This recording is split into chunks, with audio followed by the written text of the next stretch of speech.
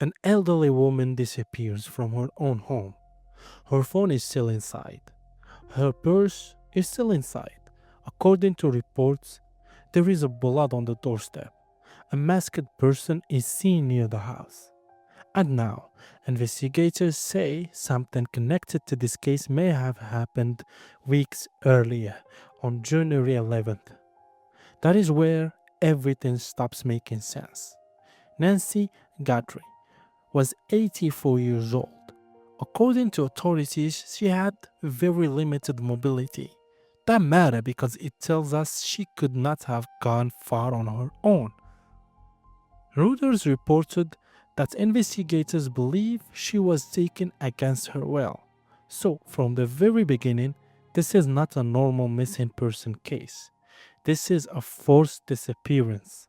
That should make the timeline clearer, but in this case, the more information comes out, the less clear it becomes. Let's go back to the last normal moment. January 31st, Nancy spends time with her family. She has dinner. She is dropped off at home. Everything appears normal. No signs of fear, no signs of urgency, no warning that something is about to happen. Just a normal evening. The kind of evening that does not stay in your memory until it becomes the last one. Then comes February 1st. Nancy is reported missing, and when people arrive at her house, the scene does not match a normal disappearance. Her purse is still inside. Her phone is still inside. Reports say doors were left open and there is blood on the doorstep. Right there, the case changes because that is not someone leaving, that is something happening. Think about this. If someone decided to leave their home, even for a short time, they take at least one essential item, a phone, a bag, something. But here, everything that connected her to the outside world is still inside the house. That suggests she did not plan to leave. That suggests she did not expect it to leave. That suggests she was interrupted. And then we have the camera.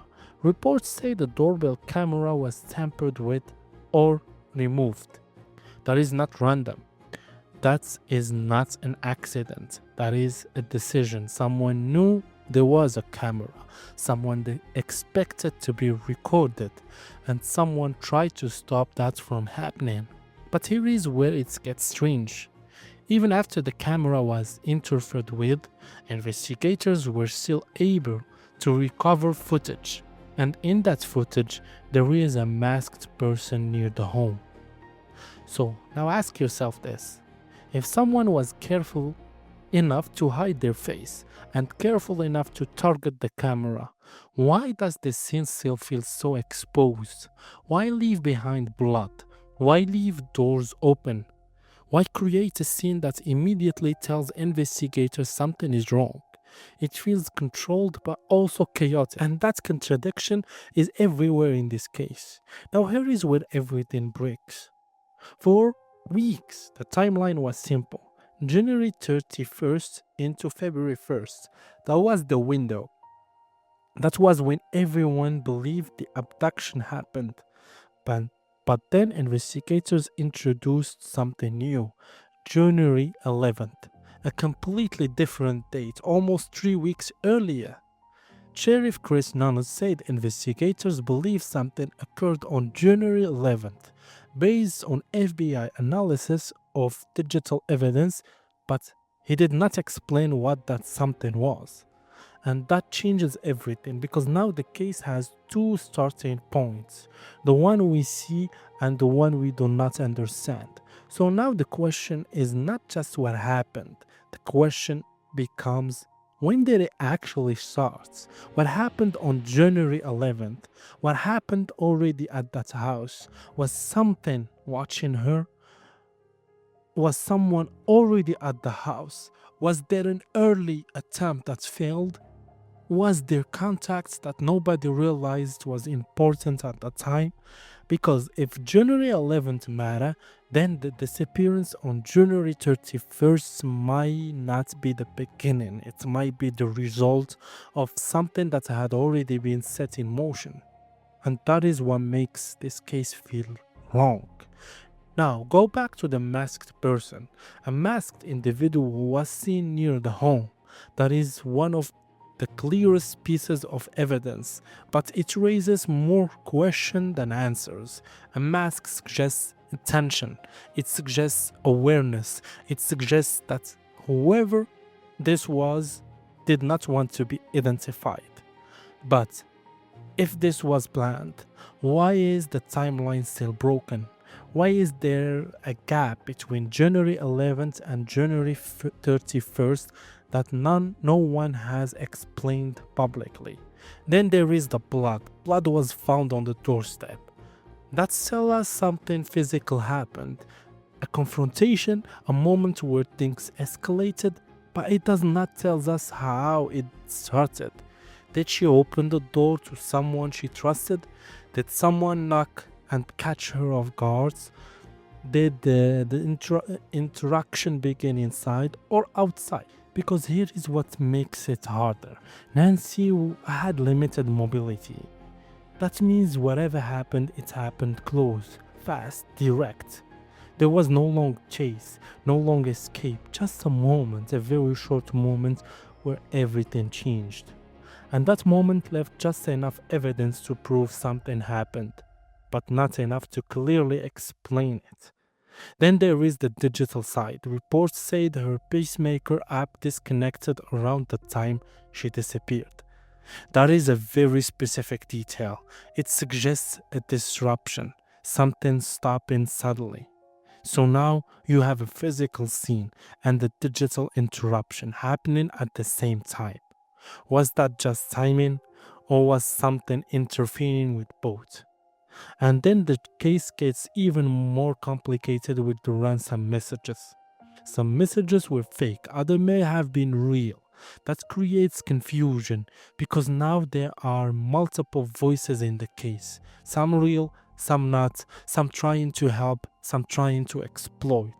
So now, investigators are not just looking for one clear path. They are sorting through noise, trying to separate what matters from what does not. And while all this is happening, there is still no publicly identified suspect. Think about that. We have a masked person on a camera. We have a tampered security system. We have blood at the scene. We have an unexplained early date. We have possible ransom communication, and still no clear answer. That is why this case feels different, because it's not missing clue. It has clues. The problem is the clues do not connect cleanly. They feel pieces from different moments, different attempts, maybe even different stages of the same plan.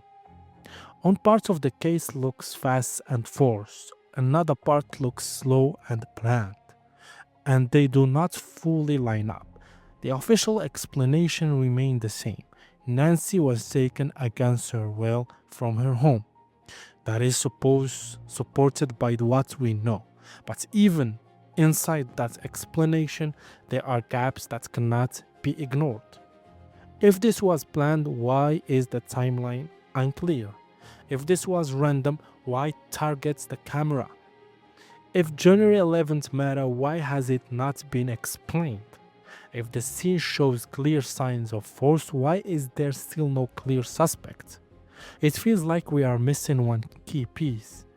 Not a small detail, a central detail, something that connects January 11th to January 31. Because until those two dates connect, the story does not fully exist. It is just fragments. And that is why people keep coming back to this case, because it does not feel complete. It feels like something is hidden inside it, something simple that changes everything. Once you see it, so let me ask you this. What do you think really happened first? Was the night of January 31st the beginning, or was it the end of something that has already started weeks earlier? Why was the camera targeted? Why leave behind the phone and purse? Why does the scene feel both controlled and chaotic at the same time?